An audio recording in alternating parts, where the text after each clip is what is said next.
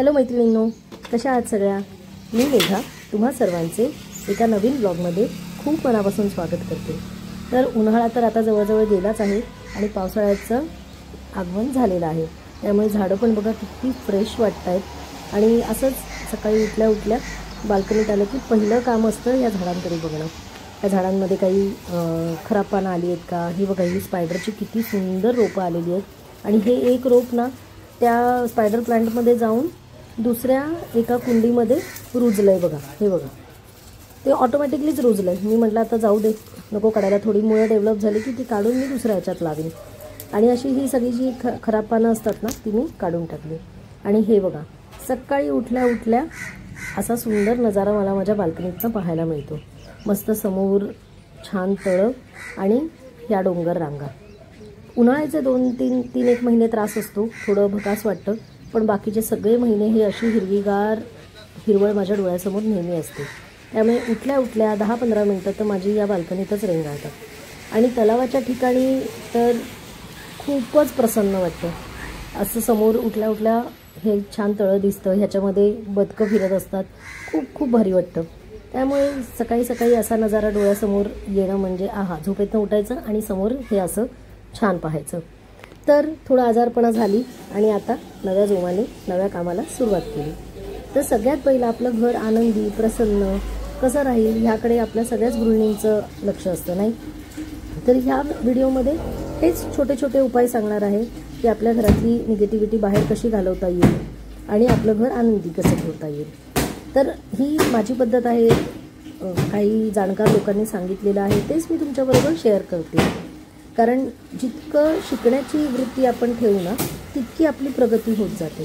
त्यामुळे हे सगळं मला माहिती आहे, ह्या काय सांगतायत असं म्हणण्यापेक्षा ना एखादी गोष्ट मला माहीत नसेल की तुम्ही मला कमेंट करून सांगा, एखादी गोष्ट तुम्हाला माहीत नसेल की माझ्या व्हिडिओमार्फत तुम्हाला समजेल, बस इतकंच काय तो प्रयत्न। शेवटी एकमेकींना हेल्प करूनच आपल्याला सगळ्यांना पुढे जायचं आहे, नाही का? तर सगळ्यात पहिलं काम म्हणजे ही जळमटं काढणं। कारण कोळी इतके फिरतायत ना घरामध्ये, खूप कंटाळा येतो। झुरळांचा बंदोबस्त करता येतो, पालींचा करता येतो, कोळ्यांचा कसा करणार? तुमच्याकडे काही उपाय असेल तर मला नक्की कमेंटमध्ये सांगा। कारण आज झाडलंय ना उद्या यांची जाळी तयार असतात, खूप कंटाळा येतो। पण काय ना, हे जळमटच आपल्या आजाराचं मूळ असतं, आपल्या घरामध्ये निगेटिव्हिटी पसरवण्याचं काम करतं। त्यामुळे हे सगळी झाडलोट केली मी आणि नेहमी घरातली केरसुणी आणि बाहेरची केरसुणी ही वेगळीच ठेवायची। ही अशी चपटी केरसुणी मला खूप आवडते, असा गावाकडचा फील येतो।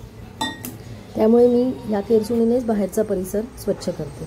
आता काय करायचं, एक तांब्यावर पाणी घ्यायचं आहे आणि त्याच्यामध्ये आपल्याला एक झाकण गोमूत्र घालायचं आहे आणि अर्धा चमचा आपल्याला हळद घालायची आहे। आता हे जी गोष्ट आहे ना ही काही जाणकारांनीच मला सांगितलेली आहे की सकाळी उठून ह्या पाण्याने आपल्या घराचं अंगण उंबरा व्यवस्थित पाणी शिंपडून घ्यायचं, पुसून घ्यायचं। कारण गोमूत्र आणि हळदीमध्ये निगेटिव्हिटी मारण्याचं प्रभावी शस्त्र असतं। त्यामुळे मी अशा प्रकारे बाहेरचं सगळं पुसून घेतलंय आणि उंबऱ्यावरती सुद्धा मी ह्याच पाण्याचा शिडकाव केलाय आणि आता व्यवस्थित पुसून घेतलेला आहे। कारण आपण हळदीचं लेपन करतो ना त्याचा एक प्रकारचा थर साचतो, त्यामुळे ते व्यवस्थित पुसून घ्यायचं। आणि ह्या उंबऱ्याला ना मी वॉर्निश नाही लावलंय, कारण मला वॉर्निश नाही आवडत। वॉर्निश लावलं ना की हळदीचा लेप व्यवस्थित नाही बसत। हा जो असा रॉ ठेवलाय ना त्याच्यामुळे खूप छान वाटतं। उंबऱ्याचं सगळं पुसण्याचं काम झाल्यानंतर थोडी आंघोळ वगैरे केली मी आणि तुळशीला पहिलं पाणी घातलं। आणि दुसरा उपाय म्हणजे तुळशीजवळ छोटी का होईना एक रांगोळी काढाच काढा। कारण तुळस हे विष्णूचं प्रतीक आहे आणि तुळस हे विष्णूचं प्रतीक आहे आणि जिथे विष्णूचा वास असतो तिथे लक्ष्मीचं आगमन नेहमीच होतं। त्यामुळे हे असे साचे आता उपलब्ध आहेत, त्यामुळे आपली कामं सोपी झालेली आहेत। त्यामुळे तुळशीजवळ छोटी का होईना एक रांगोळी काढायची, जेणेकरून आपल्या घरी लक्ष्मी आकर्षित होईल, विष्णू भगवानचा आपल्यावर कृपाछत्र राहील। आणि शमीचं झाड हे आवर्जून लावा, कारण शमीच्या झाडामध्ये राहूचा प्रभाव कमी करण्याची शक्ती असते। ज्यांना राहू दशा चालू आहे, शनीची बाधा चालू आहे, त्यांनी शमीचं झाड लावावं। दिवस रात्र त्याची पूजा करायची, सकाळ संध्याकाळ तिथे दिवा लावायचा आणि मनोभावे पूजा करायची। तर अशा प्रकारे मी तुळस आणि शमीची पूजा केली आहे।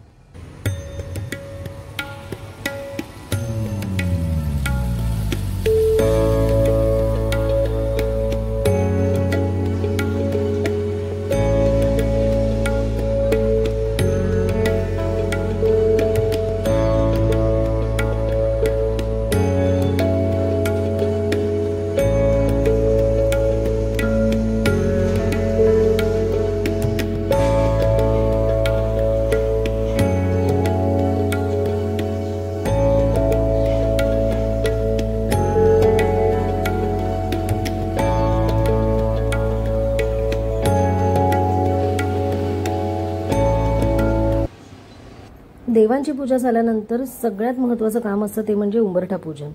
कारण उंबरठा पूजन हे अत्यंत महत्त्वाचं आहे. जर तुम्हाला तुमच्या घरामध्ये सुख, समृद्धी, शांती पाहिजे असेल तर उंबरठा पूजन नक्की करा.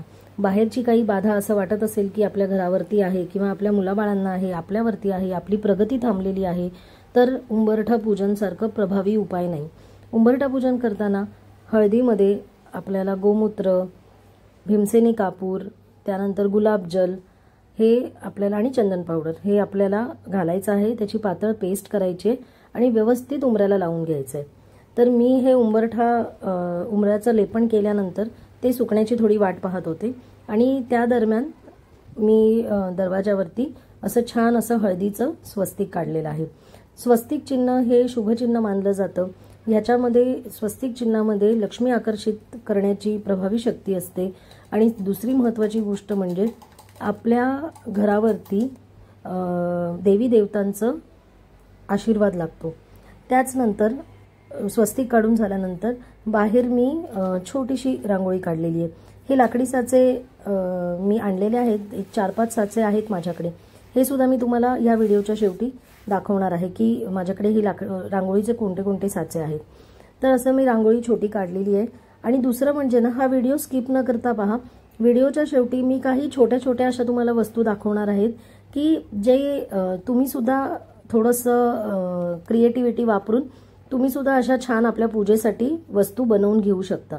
कारण प्रत्येक वेळेस महागड्या वस्तू आणणं म्हणजेच आपली पूजा किंवा आपले सण चांगले होतील असं नाही आहे ना. आपण थोडंसं जरा विचार केला ना की आपल्याच घरामध्ये अशा खूप गोष्टी असतात की जेणेकरून आपण डेकोरेशनच्या काही गोष्टी बनवू शकतो. तर व्हिडिओ स्किप न करता शेवटपर्यंत पहा. तर उंबरठा पूजन माझं झालेलं आहे. छान रांगोळी काढलेली आहे. आणि आता दुसरी एक महत्त्वाची गोष्ट म्हणजे 3 गोष्टी तर मी तुम्हाला सांगितल्या. आता चौथी ही सगळ्यात महत्त्वाची गोष्ट आहे, ती मी तुम्हाला पुढे दाखवणारच आहे. तर अशा प्रकारे माझं उंबरठा पूजन, रांगोळी सगळं झालंय.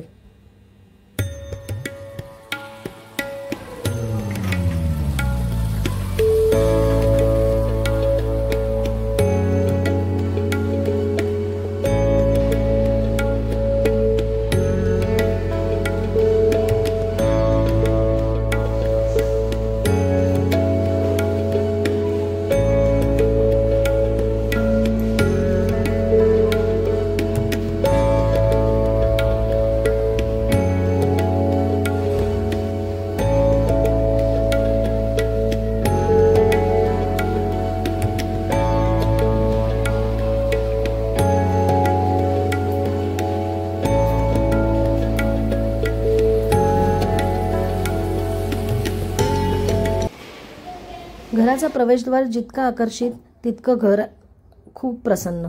त्यामुळे हे प्रवेशद्वाराजवळ हा सगळा साज शृंगार मी नेहमीच करते.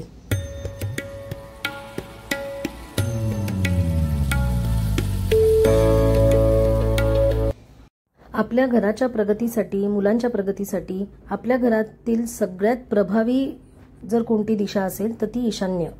तर ईशान्य दिशा जितकी तुम्ही स्वच्छ आणि छान ठेवाल तितकं घरामध्ये बरकत होते. तर हा आहे माझा ईशान्य कोपरा. तर ईशान्य कोपऱ्यामध्ये प्रत्येक वेळेस एक दिवा लावावा. जर दिवा लावणं शक्य नसेल तर निदान अगरबत्ती तरी लावावी. तर मी हा ईशान्य कोपरा नेहमीच सुशोभित ठेवण्याचा प्रयत्न करते. आता हे जे मी तुम्हाला कासव दाखवलं त्या कासवाच्या मागे चिन्ह आहेत, आकडे आहेत. तर असं कासव कधीच पाण्यात ठेवायचं नाही. तर हे कासव तांदळात ठेवायचं. कारण कासव हे विष्णूचं प्रतीक आहे आणि कासव नेहमी घराच्या उत्तर कोपऱ्यामध्ये म्हणजे नॉर्थ डायरेक्शनमध्ये ठेवायचं किंवा नॉर्थ ईस्टमध्ये ठेवायचं. आणि हा माझ्याकडे कापूर दिवा आहे. तर कापूर दिव्याला मी काय करते, डायरेक्ट वरती कापूर टाकत नाही कारण ही वाटी पूर्ण काळी होते. मग अशा वेळेस काय करायचं, पाणी घालायचं आणि आपला जो भीमसेन कापूर आहे त्याची पूड करून ह्याच्यामध्ये टाकायची. सुंदर सुगंध येतो. आणि हा ईशान्य कोपरा जितका सुगंधित, जितका स्वच्छ आणि जितका आकर्षित असेल ना तितकी तुमची घराची प्रगती होते. हा उपाय तुम्ही नक्की करून पहा. तर ह्या ईशान्य कोपऱ्यात मी जास्तीत जास्त झाडं लावायचा प्रयत्न करते. गायवासरू ठेवलेला आहे, कासव ठेवलेला आहे आणि पाण्याने भरलेलं एक काचेचा बाऊल, त्याच्यामध्ये फुलं घातलेली आहेत. आणि हे असं दुपारी पुन्हा माझा घराच्या समोर हा नजारा. तुम्ही म्हणाल ही काय सारखी सारखी दाखवते. अहो पण हे दिसतंयच इतकं छान ना, त्याच्यामुळे मला मोह होतोय सारखं हे सगळं तुम्हाला दाखवायला. तर हॅलो, तर खूप दिवसांनी आज तुमच्याशी अशी समोरासमोर बोलते, कारण मध्ये 7-8 दिवस खूप आजारपण चालू होती माझी, माझ्या मुलीची. आणि काय होतं ना, 2-3 दिवस ताप असतो पण पूर्ण आठवडाभर सगळा असाच जातो. आणि आता पाऊस पण चालू झालाय पण गरम काय व्हायचं थांबत नाहीये. तर जसं मी तुम्हाला व्हिडिओच्या सुरुवातीला सांगितलं होतं की आपण काय करतो ना, हल्ली कसं झालंय की खूप आपण व्हिडिओज बघतो, बऱ्याच मैत्रिणींचे युट्यूब चॅनल्स आहेत, तर बरीच जण बऱ्याच गोष्टी दाखवत असतात. पण एकंदर ना एक गोष्ट मी खूप कॉमन बघितली आहे सगळीकडनं, की कुठून तरी आपण काही ऑर्डर करतो, ते लोकांना दाखवतो, मग लगेच त्यांचे कॉन्टॅक्ट नंबर शेअर केले जातात आणि या वस्तू खूप महाग असतात. तर माझं म्हणणं काय ना, ज्याला जे पटतं ते करतं. पण मला काय वाटतं ना की ठीक आहे, आपण आपल्या आजूबाजूला जी लोक आहेत ना त्यांच्याकडनं पण आपण अशी कामं करून घेऊ शकतो, त्यांनाही 2 पैसे मिळतील. तर असंच मी ना समई आसन बघितले होते एका व्हिडिओमध्ये, पण खूप महाग होते. एक आसन काहीतरी 350 रुपयाचं होतं. पण नंतर मी विचार केला, अरे आपल्याकडे अशा बऱ्याच साड्या असतात की ज्या आपण वापरत नाही आणि ज्या आपल्याला टाकून देणं पण जीवावर येतं. तर मी काय केलं ना, माझ्या अशा एक छान पैठणी साडी होती, त्या पैठणी साडीचं ह्यापूर्वी स्वामींसाठी मी चौरंग बनवला होता, तर त्याची पण लिंक मी डिस्क्रिप्शन बॉक्समध्ये देईन, ते पण नक्की बघा. मग त्यातलं कापड काही उरलं होतं. मग विचार केला, असं समई आसन आपल्याला घरी नाही का बनवता येणार. आता आमच्या शेजारी काका राहतात, तर ते काका असे शिलाईची कामं करतात. त्यांना मी तो व्हिडिओ दाखवला, म्हटलं काका आपल्याला हे जमेल का करायला. ते म्हणाले, अरे हे काय आहे याच्यामध्ये, अगदी सोपं आहे, दे तू मला कापड आणून, मी तुला करून देतो. तर त्यांनी मला, माझ्याकडे 2 फुटापासून ते अगदी 7 इंचापर्यंतच्या समया आहेत. तर मी अगदी सगळ्यालाच नाही, पण ज्या मी नेहमी वापरते, बऱ्याचदा माझा वापर होतो, तर अशा समयांसाठी मी समई आसन केलेले आहेत. तर ते मी तुम्हाला दाखवते की मी घरी, आपण घरच्या घरी, म्हणजे आपली पूजा पण छान दिसेल, जास्त पैसेही खर्च नाही होणार आणि आजूबाजूच्या लोकांना पण रोजगार मिळेल. तर अशा पद्धतीने मी समई आसन त्यांच्याकडनं शिवून घेतलेले आहेत. तर ते मी तुम्हाला 1 बाय 1 दाखवते. तर मला नक्की सांगा तुम्हाला कसे वाटतंय ते. सगळ्यात पहिलं ना, हे बघा, हे समई आसन मी शिवून घेतलेले. हे बघा, हा पैठणीचा मोर होता, किती छान दिसतंय ना.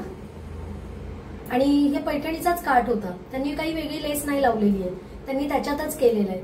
तर ही माझी जी 2 फुटाची समई आहे ना, त्याला हा बेस असा छान बसेल. हे बघा, छान वाटतोय ना. तर असे मी 2 समयांना, हे बघा, असे दाखवते तुम्हाला मोराच्या दिशेने. हे बघा, छान दिसतंय की नाही हे समई आसन. तर ही 2 फुटाची जी समई आहे ना, त्याला मी हे असे समई आसन केलेले. त्यानंतर त्याच याच्यामध्ये थोडंसं वेगळं, जी माझी छोटी 12 इंचाची समई आहे, त्या समईसाठी हे बघा, फक्त हा काठ थोडा वेगळा आहे, कारण काठ त्यांना नाही मिळाला नंतर, म्हणजे संपला होता, कारण मी तो ह्यापूर्वी पण बऱ्याच काय गोष्टींसाठी केला होता. तर हे असे, बापरे हे कसे दाखवायचे, नाही होत आहेत. हा, असेच बघा, छान आहेत ना हे सुद्धा. आणि अगदी छोट्या समया ज्या आहेत ना, त्याच्यासाठी हे बघा, हे असे सिंपल आसन केलेले आहेत. छान आहेत ना. तर हे असे 3 प्रकारचे मी अशी 3 आसनं, म्हणजे 3 जोड्या समईसाठी मी ही अशी आसनं तयार करून घेतलेली आहेत त्यांच्याकडनं. काकांनी इतकं सुंदर, हे तर मला फारच आवडलंय. बघा, त्याला पैठणीचा काठ लावलेला आहे. तर हे असे समई आसन तुम्ही घरी पण शिवू शकता. ज्यांना शिलाई येते त्यांना तर काय सांगायलाच नको, आणि ज्यांना नाही येते त्यांनी आजूबाजूला, आपण अशी बरीच जण असतात की त्यांना आपण फक्त दाखवण्याचा अवकाश आहे की ते आपल्याला अशी छान प्रकारे समई आसन शिवून देऊ शकतील. हे तुम्हाला दाखवण्याचं कारण म्हणजे काय माहितीये का, एक जोडी 350 रुपये. आता हेच जर मी 6 आसनं मी घेतलेली आहे, तर मग मला किती पैसे लागले असते, 700 आणि 300, परत 1050 रुपये माझे गेले असते. पण हे फक्त आणि फक्त माझे काहीतरी 200 रुपयामध्ये झालेले आहेत एवढी आसनं. त्यामुळे थोडंसं आपण ना डोकं लावूया. माझ्या व्हिडिओ मार्फत तुम्हाला थोडीशी आयडिया मला द्यायची इच्छा आहे की असंच आपण आजूबाजूला थोडंसं सतर्कतेने पाहिलं ना की अरे एवढे पैसे घालवण्यापेक्षा आपण आपल्या घरच्या वस्तूंमधनं हे सगळं करू शकतो नाही का. त्याचबरोबर ना काकांनी मला हे असे बटवे शिवून दिले. हे बघा, हे असे बटवे. आता हे बटवे कशाला लागतायत मी तुम्हाला सांगते. आपण धनलक्ष्मी कुंचन पोटल्या बनवतो तिजोरीत ठेवण्यासाठी. तर धनलक्ष्मी कुंचन लक्ष्मी कुबेर पोटली, धनलक्ष्मी कुंचन सेवा वेगळी आहे, त्याचा पण व्हिडिओ मी तुम्हाला शेअर करेन. लक्ष्मी कुबेर पोटली बनवतो आपण. कोणत्याही पौर्णिमेला बनवली तरी चालते, पण मोस्टली अक्षय तृतीयेला किंवा लक्ष्मीपूजनला अशा दिवशी शुभ दिवशी बनवायची असते.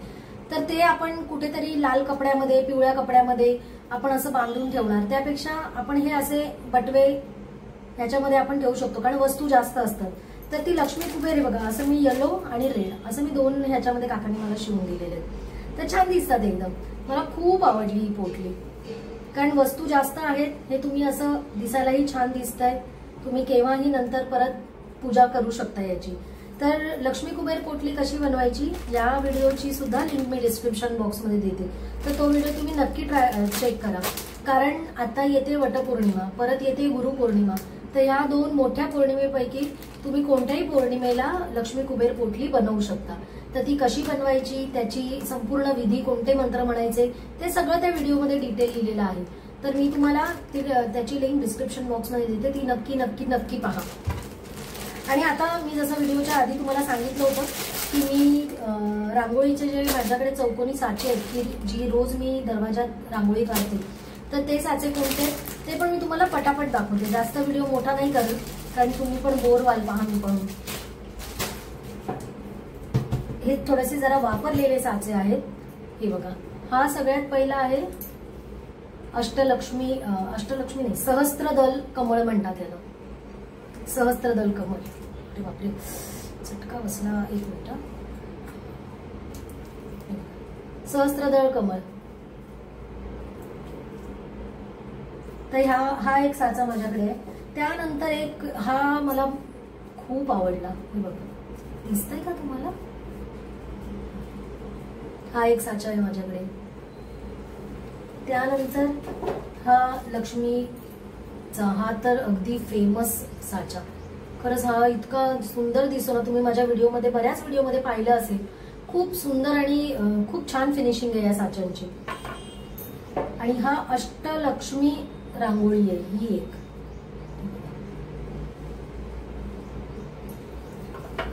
आणि सगळ्यात मोठा साचा हा आहे, हा बघा, हा चैत्रांगण रांगोळीचा. इतका देखणा आणि सुंदर वाटतो ना हा, खूप सुंदर आहे. तर हे असे सगळे रांगोळीचे साचे, समई आसन हेच तुम्हाला दाखवायचं होतं. अजूनही बऱ्याच गोष्टी आहेत ज्या तुम्हाला दाखवायच्या आहेत. एका ताईंनी पण रिक्वेस्ट केली होती की माझं पूजा साहित्याचं सगळं कलेक्शन दाखवा. माझ्या एका ताईंनी कमेंट केलेली समयांचं कलेक्शन दाखवा. तर हे सगळं दाखवायचंय, पण या आजारपणामुळे मला करता नाही आलं कारण ते वरतून काढून ते क्लीन करायला थोडंसं शरीरात पण एनर्जी पाहिजे ना. त्यामुळे सध्या खूप आजारपण चालू होतं. कालच एकदम माझी तब्येत स्टेबल झाली म्हणून म्हटलं आज आपण व्हिडिओ करूयात. कारण कसं झालंय, आधीच्या व्हिडिओला तुम्ही इतक्या छान मला कमेंट केलेल्या आहेत, एवढा छान रिस्पॉन्स दिलेला आहे. तर अशीच साथ तुमची माझ्याबरोबर कायम असू द्या. त्यामुळे मला पण खूप उत्साह येतो की नवनवीन गोष्टी तुमच्यासोबत शेअर करायला. अजून बऱ्याच गोष्टी आहेत की ज्या तुमच्याशी गप्पा मारायच्या आहेत, तुमच्यासोबत शेअर करायच्या आहेत. कारण कसं होतं, जसं मी व्हिडिओच्या सुरुवातीला सांगितलं, काही गोष्टी मला माहित नाहीयेत, काही गोष्टी तुम्हाला माहित नाहीयेत. तुम्हाला असलेल्या माहिती असलेल्या गोष्टी तुम्ही माझ्याशी शेअर करा. मला असलेल्या चांगल्या गोष्टी माहित असलेल्या मी तुमच्याशी शेअर करेन. असंच करत करत आपली एक छान कम्युनिटी बिल्ड होईल. तर असंच माझ्यासोबत नेहमी राहा. आणि आताही तुम्हाला, आता माझ्या व्हिडिओमध्ये खंड पडणार नाही. नेहमी मी काही ना काहीतरी छान असं संकल्पना घेऊन तुमच्यासोबत नक्की शेअर करेन. तर आता भेटूया नवीन एका सुंदर व्हिडिओमध्ये.